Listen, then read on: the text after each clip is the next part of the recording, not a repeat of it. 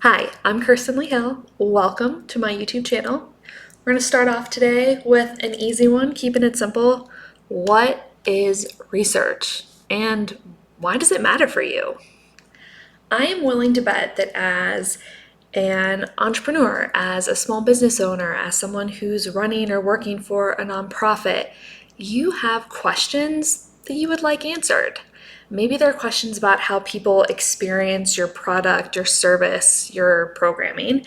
Maybe there are questions about whether or not your product, service, programming actually works. Maybe there are questions about how you can make all of these things better. Lots of possibilities for questions, right? And so I'm also willing to bet that even though you might not call it research, you actually do research on a regular basis because you want answers to those questions. So let's start, my favorite place to start, clear definition. What is research? So if you Google research plus definition, which personally my favorite way to look up what words mean, if you Google research plus definition, here's what you will find courtesy of Oxford Languages. Research, noun, the systematic investigation into and study of materials and sources in order to establish facts and reach new conclusions. The verb, to investigate systematically. So that's a lot, or a little, depending on your experience with research. That is either a simple definition or a complex definition. Let's just make it even way more simple, okay? Here's how I define research. And I want to say like lowercase r research and also capital R research, which we're going to go into a bit more in a second. So I define research as making an intentional plan to collect information in order to answer a question you have about anything. So there are four key parts, right? You have to ask a question, then you have to make an intentional plan to answer that question. Then you collect information. And lastly, you use the information to answer the question that you had.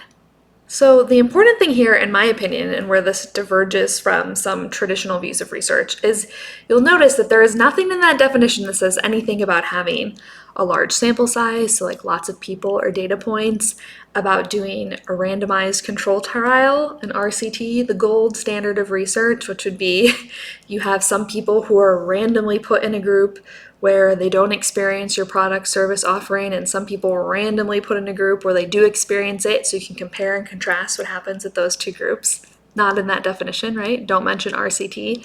I don't mention universities. I don't mention colleges, institutions, big research firms, and I don't mention having a huge budget, because I think this is this huge misconception about research, that it's something only universities or researchers can do. It involves an RCT or something trying to be like an RCT, and that you need a ton of money and you need a ton of people.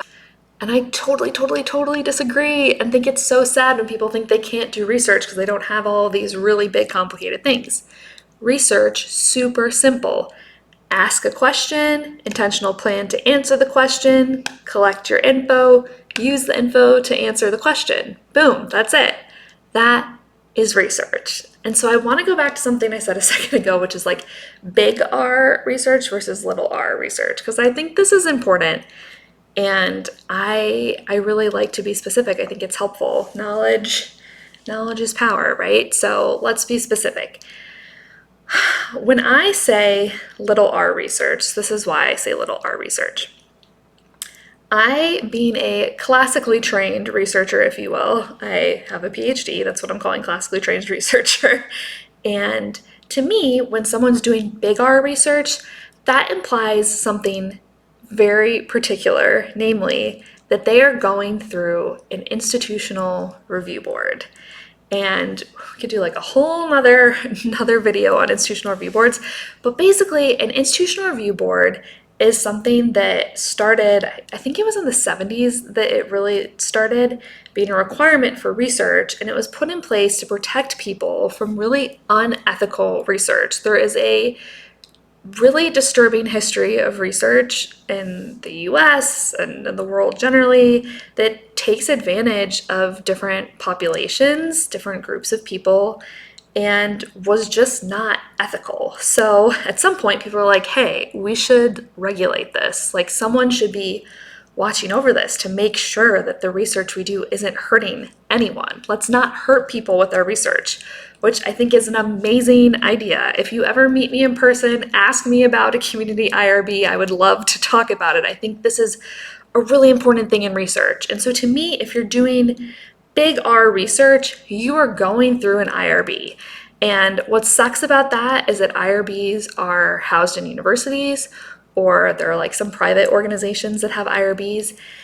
And that means not everyone has access to them. So that's an issue in terms of equity, which drives me nuts. But if you're doing big R research, you're going through an IRB. So when I teach about research and research skills, I say research because to me, we are doing research, but it is little r research because it's unlikely that many of you, as people who are just getting started or don't have huge budgets, you're probably not going through an institutional review board because we don't have a magical community one just yet. And that's okay. Little r research. Another little wrinkle I want to pull apart and talk about, because this is so great, y'all. I'm not capped to just 1 minute like I am on TikTok. Is the difference between research and evaluation. So something that I see a lot is organizations say they are doing evaluation.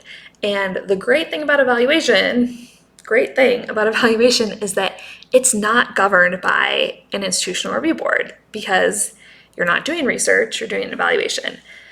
Personally, I am of the mindset that research and evaluation are basically the same thing. And a lot of times, even when people say, oh no, we're doing evaluation, they're actually doing research.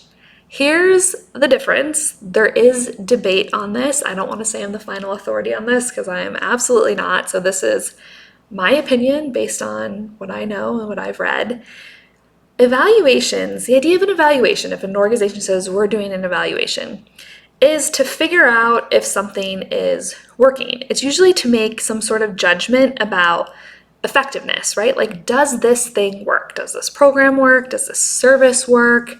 What's going well? What's not going well? You're evaluating, right? You're looking at data, you're synthesizing, you're drawing conclusions, and you're going to say like, yes, this is great, no, this is not great, or we couldn't really tell, right? That's evaluation. And the key distinct differentiator that I like to think about is it's typically like within your organization, right? So like I might evaluate my business and I ask questions of people interacting with my business and I use that information to make decisions about my business, and it's all internal, right? Evaluation.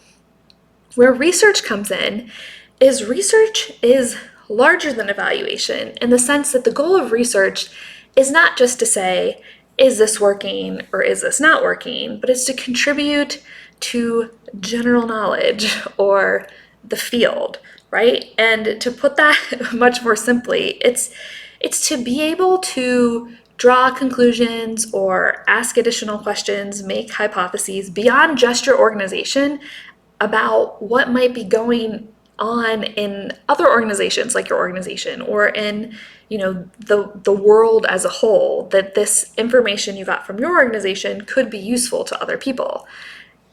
So for an example, if you are a school and you are evaluating a new meditation program at your school and you're evaluating to see what's working, what's not working, what could be better, and you do all of that work of doing that, and then you make a decision about it for your school, you're like, yes, looks great, we're totally going to keep it, we're going to change these things. Now, if you wanted to then say something broader about mindfulness and meditation in schools, or to have that information kind of just like go next level to help more people, now aren't we doing research because we're attempting to generalize to more people? We're attempting to contribute to this field on mindfulness and meditation in schools? I would say yes, right? I would say that's like the same thing. Don't we always, in some sense, because we want to contribute to the greater good and help others learn, don't we always, in some sense, want to do research and not just evaluation. And I think oftentimes because of these rules around ethics and oversight of research, and also these myths about research requiring certain things in terms of a study design and the number of people and data and all of that, I think a lot of times people just say evaluation, but what they're really doing is research, and what they really mean is research. So, quick little recap. Are you doing research for your business or your organization? Probably. Are you asking a question? Are you creating an intentional plan to answer that question? Are you collecting information aligned to your plan? And are you then using that to answer the question? If so, yes, you are doing research. Stay tuned. We are going to be talking. I use it's the royal we. I use the royal we sometimes. Me, I will be talking about research more on this channel, about making it accessible and what are the best practices that you can do to get your information, your organization, the best information possible. Because if you ask better questions, you get better information and you can make much better decisions. And good decisions and good information, that is a superpower to change the world, y'all. So stay tuned. Grateful to be here. Have a beautiful day.